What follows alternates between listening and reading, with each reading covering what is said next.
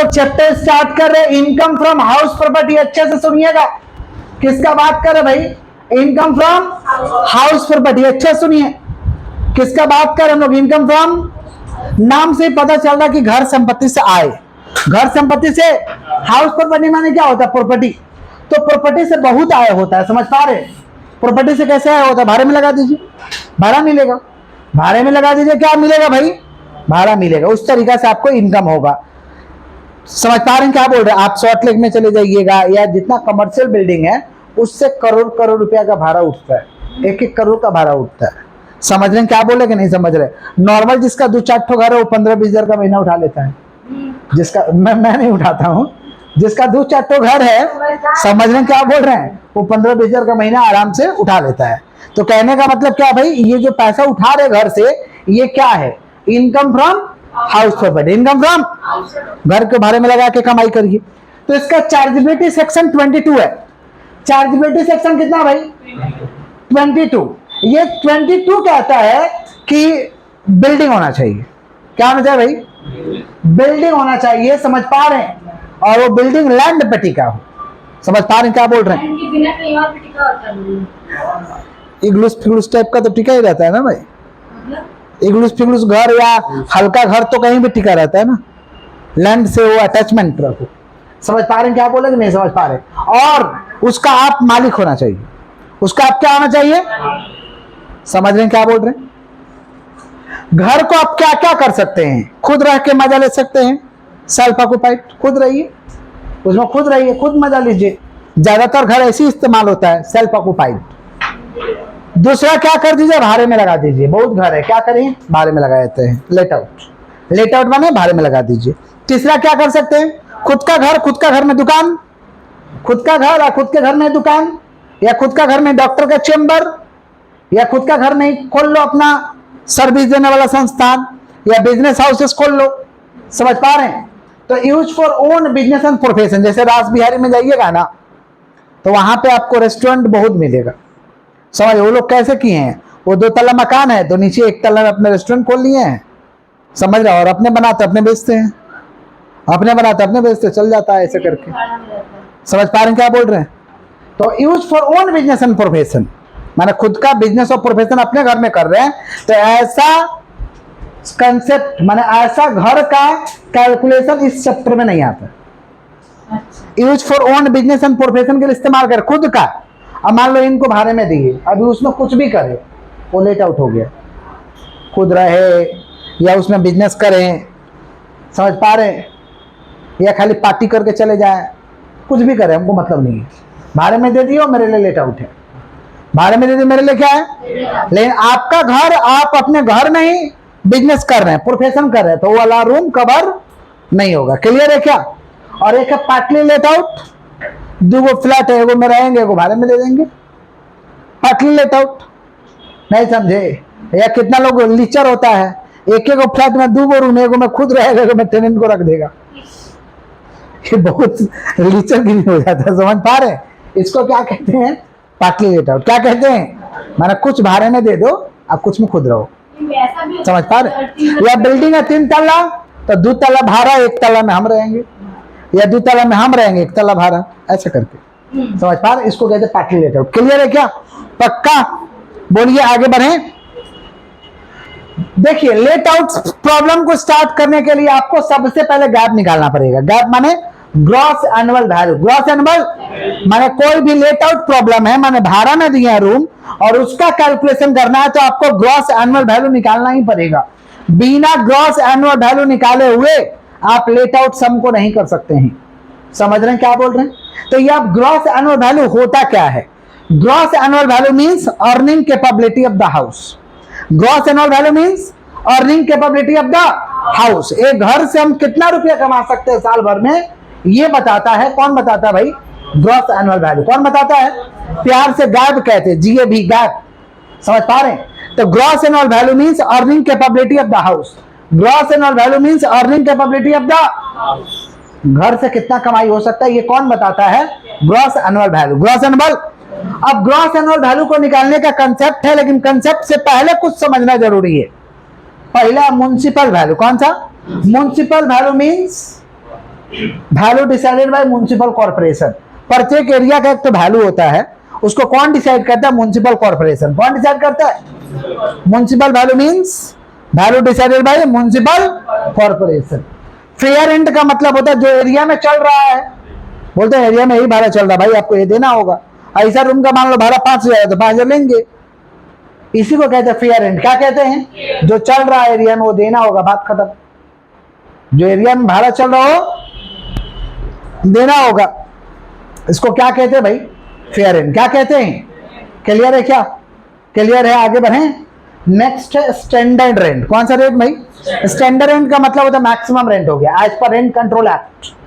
As per rent control, हर area का एक तो रेंट कंट्रोल एक्ट है, वो हर एरिया का एक तो मैक्सिमम भाड़ा तय कर देता है कि रेंट होना चाहिए बट इससे ज्यादा नहीं। रेंट होना चाहिए बट इससे कम होना चाहिए बट इससे ज्यादा नहीं होना चाहिए। इसको हम कहते हैं स्टैंडर्ड रेंट। क्या कहते हैं? एलर का है, सुन रहा है? किसका बात करे भाई? Standard rent. किसका? समझ रहे हैं? इस तरीका से मत पढ़ाई करो, एक्टिव रहो। Standard rent means maximum rent. बोले क्या बोले? Standard rent means maximum rent as per rent control act, as per rent control. और लास्ट में एनुअल रेंट या एक्चुअल रेंट। एनुअल रेंट या जो आपके पॉकेट में आया, जो पॉकेट में पैसा आया, उसको क्या कहते हैं? एनुअल रेंट या एक्चुअल रेंट। एनुअल रेंट या, क्लियर है क्या? अब हमको ग्रॉस एनुअल वैल्यू निकालना है। ग्रॉस एनुअल वैल्यू निकालने का 3 स्टेप है, हायर, लोअर, हायर। बोले क्या बोले? Higher, lower, higher. बोले क्या बोले?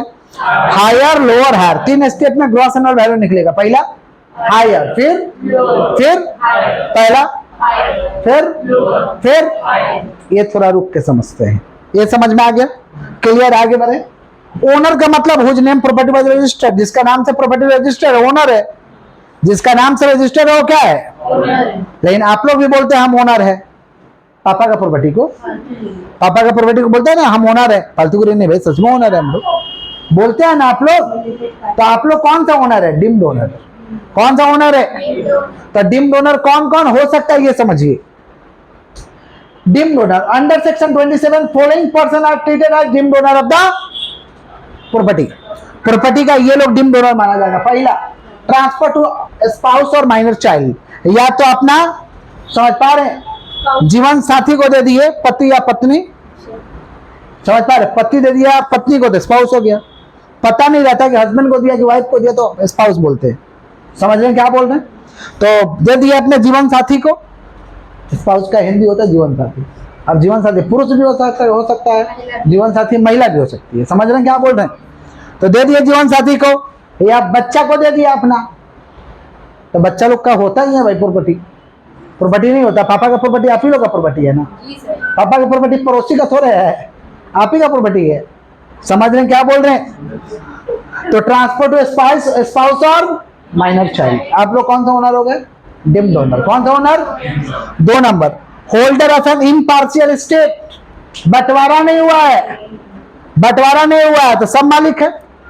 बंटवारा नहीं हुआ तो उसका इम्पार्शियल स्टेट, जो बांटा गया नहीं है और उसमें परिवार में बहुत लोग हैं, सब मालिक है। बोलते हम भी मालिक है, मेरा भी हिस्सा है उसमें। नहीं समझे? हिस्सा सुने हो ना कि मेरा भी हिस्सा है उसमें, तो आप भी डिम्ड ओनर है। Property held by A member of company, company का मालिक का प्रॉपर्टी, मतलब कंपनी के नाम से प्रॉपर्टी है लेकिन हम उस कंपनी का मालिक है, तो मेरा ही प्रॉपर्टी। बोलते हैं ना मेरा नहीं, मेरा कंपनी का है, तो कंपनी मालिक है, मेरा ही तो है। समझ रहे हैं कि नहीं समझ रहे? लोग कंपनी के नाम से प्रॉपर्टी लेते हैं, तो कंपनी के नाम से माने कंपनी का एसेट है, और कंपनी का मालिक आप है, तो एसेट किसका है? आप ही का तो है। समझ रहे? या आप सोसाइटी के नाम से ले लिए हैं और उसका मालिक है सोसाइटी का, तो आपका प्रॉपर्टी है। प्रॉपर्टी सुनते नहीं हो, ये ईदा का क्लब है तो ये ऊदा का क्लब है, सुनता नहीं है तुम लोग? ये दा कहाँ से आ जाता है? आ कहाँ से जाता है? उसके नाम से वो रहता है, वो रजिस्ट्रेशन किया रहता है, वो लोग अपने नाम से रजिस्ट्रेशन कराया रहता है, माना वो उसका क्लब है। समझ रहे हैं? इसीलिए दा उसमें आ जाता है। कभी कभी लोग जबरदस्ती छीन लेते हैं, तो छीन लेते लेकिन रहता उसी का है, वो किसी दिन क्लेम करेगा तो उसका होगा। बट डर के मारन नहीं कंप्लेन करते हैं लोग, क्लेम लोग नहीं करते हैं। समझ रहे? समझ रहे हैं क्या बोले कि नहीं समझ रहे? किसका बात कर रहे हैं? Property held by a member of company, company का मेंबर या सोसाइटी का मेंबर या एनी अदर एसोसिएशन, कोई भी संस्था है उसका मालिक है और उसके नाम से प्रॉपर्टी लिए हैं तो आपका है। और acquisition of property under section 53A of transfer of property act, आप 53 वाला प्रॉपर्टी लिए हुए हैं। 53A का मतलब होता है जैसे रानी रसमुनी का बहुत सारा जगह है उसको आप लिए हैं, ऐसा प्रॉपर्टी जो आपके नाम नहीं रह सकता, नाम उसी का रहेगा बट आप उसको यूज कर सकते हैं, आप वहाँ रहेंगे। या देश की आज़ादी के बाद बहुत सारा ऐसा ज़मीन था जिसका मालिक को मारा जा चुका था, मर चुका था, काट के ड्रिंक में डाल दिया गया था, ऐसा प्रॉपर्टी जिसको दखल कर लिए, वो सब का आप तो एक्विजिशन ले लिए हैं, रह रहे हैं, टैक्स दे रहे हैं, तो ऐसा प्रॉपर्टी का भी आप मालिक है। समझ रहे हैं क्या बोले कि नहीं समझ रहे? जिसको इलीगल जगह कहते हैं, है समझे? हाँ, किसका बात कर भाई? Dim donor. किसका? तो डिम डोनर कौन है भाई? स्पाउस और child, holder of impartial state, member of company और सोसाइटी और एनी अदर पर्सन, और अंडर सेक्शन 53 वाला और transfer of the property act. Clear है क्या? पक्का? ये लोग को क्या कहेंगे? Dim donor. फेयर एंड तो समझाए दिए हैं, फेयर एंड माने क्या? जो एरिया में चल रहा है वो देना होगा। देखो ना डेफिनेशन क्या लिखे हैं, फेयर और notional rent of a property, rent paid by a similar property in the same और सिमिलर लोकेलिटी। मतलब सेम एरिया में जो भाड़ा चल रहा है सेम प्रॉपर्टी का, वो आपको देना होगा। इसको क्या कहते हैं? फिर देखना ना, किसी घर का चलेगा 1000 रुपया तो किसी को 800 देगा तो नहीं लेगा, बोले ना मेरा भी सेम प्रॉपर्टी, हम भी 1000 रुपया लेगा, उससे कम नहीं लेगा। समझ पा रहे हैं? इसको हम क्या कहते हैं? Fair rent. क्या कहते हैं? और standard rent means maximum rent as per rent control act. Clear? एक गैप कैसे निकलेगा भाई? Higher, lower, higher. बोलो क्या बोले? जोर से बोलिए, जोर से बोलिए। हायर किस में? म्युनिसिपल वैल्यू और फेयर रेंट में हायर। मान लो म्युनिसिपल वैल्यू 50,000, अभी मत पूछना म्युनिसिपल वैल्यू क्या होता है, समझा दिया है ना क्या होता है municipal value. Municipal value decided by municipal corporation. Fair municipal value 50,000 है, फेयर रेंट ये दोनों में बड़ा बताओ, यही तो बोले हायर। ये निकल गया नोशनल रेंट। क्या निकला? विच एवरेज हायर, विच एवरेज। अब फिर लिखेंगे स्टैंडर्ड रेंट। मान लो 55,000 है बालक, देखो इधर स्टैंडर्ड रेंट 55,000, दोनों में छोटा 55,000, तो ये 55,000 क्या निकल गया? RER, reasonable expected rent, reasonable expected, which average lower. तो पहला हायर फिर, और मान लो एनुअल रेंट है 60,000, दोनों वाला बताओ, तो गैप कितना हो गया? 60,000 दे दिया है क्या? ये 55 और 60 में बड़ा कौन है? तो गैप कितना हो गया? 60। गैप कितना हो गया? नहीं समझे? यहाँ देखिए, यहाँ देखिए, बताओ बताओ बताओ। म्युनिसिपल वैल्यू 70,000, फेयर रेंट 70,000, बताओ बड़ा कौन? टकरा गया तो कोई एक। हाँ, स्टैंडर्ड रेट 60,000, छोटा बताओ दोनों में। एनुअल रेंट 65,000, बड़ा बताओ। तो गैप कितना हुआ? 65,000। गैप कितना हुआ? तो municipal value of fair rent में 12, तो क्या निकलेगा? Notional rent. फिर क्या लिखेंगे हम लोग? Standard rent. क्या लिखेंगे हम लोग? तो स्टैंडर्ड रेंट और नोशनल रेंट दोनों में छोटा, तो क्या आएगा? RER। और RER में एनुअल रेंट को कंपेयर करेंगे तो क्या आएगा? Gross annual value. क्लियर है क्या? पक्का? मान लीजिए कभी कभी ऐसा होता है कि ऐसा फर्नीचर को घर दिए कि पैसा मार लिया, नहीं समझे? साल भर में भाड़ा 65,000 हो रहा है, बेटा 3,000 रुपया देवे नहीं किया, भाग गया, 3,000 नहीं दिया, मार लिया 3,000। इसको क्या कहेंगे? Unrealise rent. क्या कहेंगे? तो अगर अनरियलाइज रेंट रहेगा ना तो एनुअल में से घटा के कंपेयर करना। 65 में से 3 जाएगा, कितना बचा? 62। 65 में 3 गया, तो 60 और 62 में बड़ा कौन है? तो गैप 62 होगा। कब कब? जब अनरियलाइज रेंट दिया रहेगा ना तो एनुअल में से घटा के लिखना। एनुअल में से, समझ रहे हैं आप लोग? अनरियलाइज रेंट मैंने क्या होता है? पैसा दिया कि नहीं दिया, भाग गया, मार लिया पैसा। पर टीचर लोग होता है घर में रह के पैसा मार लेगा। समझ रहे हो कि नहीं समझ रहे हो? समझ रहे हैं? किसका बात कर रहे हैं हम लोग? Unrealise rent. किसका बात कर रहे हैं? क्लियर है क्या? कभी कभी क्या होता है कि साल 12 महीना का है, 2 महीना रूम खाली रहा, 2 महीना रूम तो 2 महीना रूम खाली रहा माने वैकेंसी पीरियड। 2 महीना रूम खाली रहा माने 2 महीना रूम खाली रहा माने क्या होता है, रूम तो खाली रहा है ना, तो रूम खाली रहेगा ना, तो गैप से वो वैकेंसी पीरियड माइनस होगा। गैप निकालने के बाद वैकेंसी पीरियड माइनस होगा, लेकिन कब माइनस होगा, जब एनुअल रेंट ज्यादा होने के कारण, एनुअल रेंट का वैल्यू ज्यादा होने के कारण गैप आया है तो वैकेंसी पीरियड लेस होगा, अदरवाइज लेस। जैसे यहाँ पे 60 और 62 दोनों में 12 कौन, तो यहाँ पे लेस होगा। अब मान लो RER रहता 60, RER 60 रहता, एनुअल रहता 58, दोनों में 12 बताओ किसके कारण हुआ भाई, RER के कारण। किसके कारण, तो यहाँ पे वैकेंसी पीरियड लेस, समझ रहे हैं। वैकेंसी पीरियड कब लेस होगा, जब एनुअल रेंट ज्यादा रहेगा, जब ज्यादा होने के कारण आया तो ही वैकेंसी पीरियड लेस होगा, नहीं तो वैकेंसी पीरियड लेस। एक क्वेश्चन देते हैं फिर कराते हैं, पहले क्वेश्चन लिखिए, ठीक है। कोई तकलीफ है यहाँ तक, यहाँ तक कोई तकलीफ, क्लियर है, पक्का, लॉक कर दिया जाए। क्वेश्चन ये कंप्यूट गैप, क्या निकालना, ग्रॉस एनुअल वैल्यू।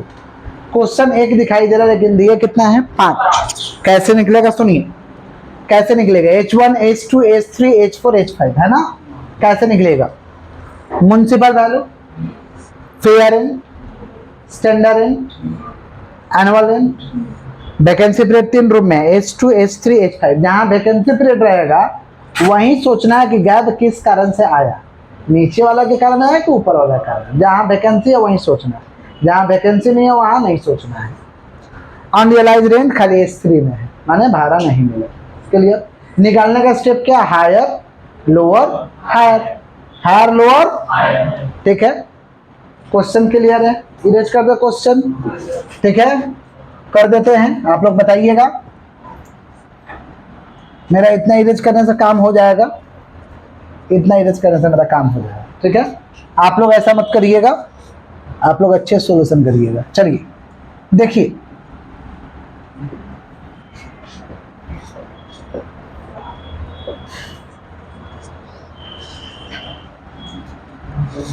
देख रहे हैं कंप्यूटेशन ऑफ गैप, खाली गैप अलग से 4 मार्क का सम आता है, अलग से खाली गैप निकालने आएगा एग्जाम में, समझ रहे हैं। सुनिए, म्युनिसिपल वैल्यू और फेयर रेंट में क्या देखना है, हायर, क्या देखना है, जो निकल के आएगा क्या आएगा, नोशनल रेंट, क्या आएगा भाई, नोशनल रेंट। दोनों में बड़ा बताइए, 60,000, ये दोनों में बड़ा बताइए, ये दोनों में बड़ा बताइए, ये दोनों में बड़ा बताइए, ये दोनों में बड़ा बताइए, ये दोनों में बड़ा हो रहा था कि टकरा गया था, टकरा गया तो कोई भी एक टकरा गया, तो हर वैरायटी का सम दिए हैं, इसमें बड़ा नीचे, इसमें टकरा गया, इसमें बड़ा ऊपर, इसमें बड़ा नीचे, इसमें बड़ा नीचे, समझ, हर वैरायटी का दिए हैं ताकि पूरा कंसेप्ट क्लियर है, ठीक है। तो नोशनल रेंट में लिख देंगे हम लोग, आया कैसे भाई, विच एवरेज हायर, विच एवरेज। चलो अब क्या लिखेंगे हम लोग, स्टैंडर्ड रेंट। स्टैंडर्ड रेंट थोड़ा बताइए कितना है, H1 का, H2 H3 1 lakh, H3 H4 1 lakh, फिर इसमें भी हर वैरायटी को दिए हुए हैं। चलिए अब ये दोनों में छोटा देखना है, तो क्या आएगा, रीजनेबल एक्सपेक्टेड रेंट, यही आएगा ना, रीजनेबल एक्सपेक्टेड रेंट,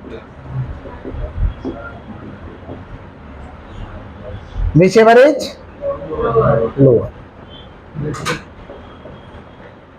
चलो ये दोनों में छोटा बताओ भाई, 55, इधर बताओ, इधर बताओ, इधर बताओ, टकरा गया तो कोई भी एक, इधर 1,90,000, क्लियर, क्लियर है। आगे बढ़े, अब क्या लिखना, एनुअल रेंट। अगर अनरियलाइज है तो माइनस करके लिखेंगे, और बिना अनरियलाइज का तो डायरेक्ट लिख देंगे, समझ गए। H3 में अनरियलाइज है तो एनुअल रेंट कितना दिया वो बताइए, तो H1 का 60,000, H2 का, H3, तो H3 में तो अनरियलाइज है ना, तो ऐसे घटा देंगे 96 माइनस 6 90,000। फिर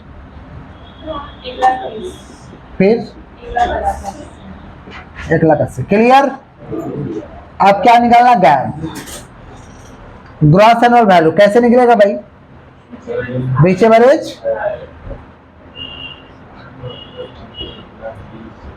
ग्रॉस एनुअल वैल्यू। क्या निकलेगा भाई, बीच एवरेज हायर।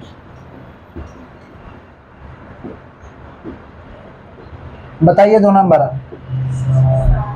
60, 72, टकरा गया तो कोई भी एक, इधर इधर।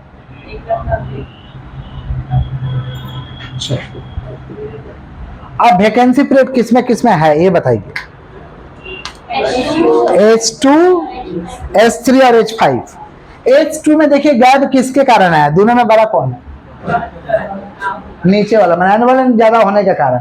अगर एनुअल ज्यादा होने के कारण आया तो वैकेंसी पीरियड लेस होगा। यहाँ किसके कारण आ गया, टकरा गया, टकरा भी गया तो वैकेंसी पीरियड लेस होगा, टकरा भी गया तो वैकेंसी पीरियड। और यहाँ H5 में है ना, ये दोनों किसके कारण आया, तो यहाँ पर वैकेंसी पीरियड लेस। यही तीन ही होता वैकेंसी पीरियड का कंसेप्ट। नीचे ज्यादा होगा तो लेस होगा, टकरा गया तो लेस होगा, लेकिन ऊपर वाला ज्यादा है माने RER ज्यादा है तो वैकेंसी पीरियड लेस। हम तीनों कंसेप्ट दे देंगे इसमें, समझे क्या बोले। तो लिखेंगे लेस, लेस, गैप रिड्यूस, निकलेगा बाबू निकलेगा, गैप रिड्यूस ड्यू टू कौन सा पीरियड, वैकेंसी पीरियड। कहाँ का माइनस होगा, H2 और H3 में। H2 में कितना एनुअल रेंट है, 72,000 annual rent. Annual rent question में देखिए कितना है, क्वेश्चन में, इधर नहीं इधर नहीं, क्वेश्चन में कितना है, अरे दीदी 1 मंथ एनुअल रेंट कितना है, 72,000। तो 72,000 तो 12 महीना का है ना, तो एक महीने का कितना हुआ, 72,000 इंटू 1 डिवाइड बाई 12, 6,000। और H3 में देखो एनुअल रेंट कितना है, 96,000। क्वेश्चन से देख के करना, यहाँ से देख के करोगे तो गलती हो जाएगा, क्वेश्चन से देख के करना। कितना एनुअल रेंट, 96,000 है ना, कितना महीना है, तो इंटू 2 डिवाइड बाई 12 कितना हो रहा है, 16,000। और H5 में तो होगा ही नहीं।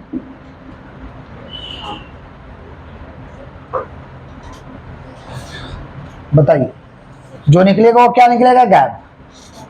बताइए कितना होगा, 60, यहाँ 72 में से 6 जा रहा, कितना बच रहा,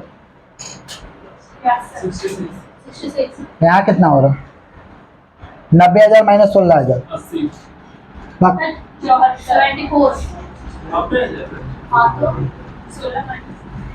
कोई तकलीफ, कोई तकलीफ, क्लियर है। Copy copy copy copy.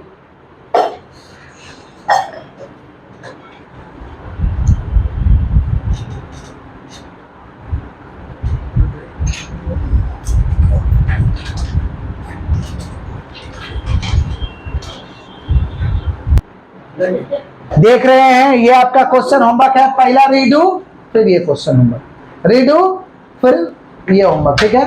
That's for all today.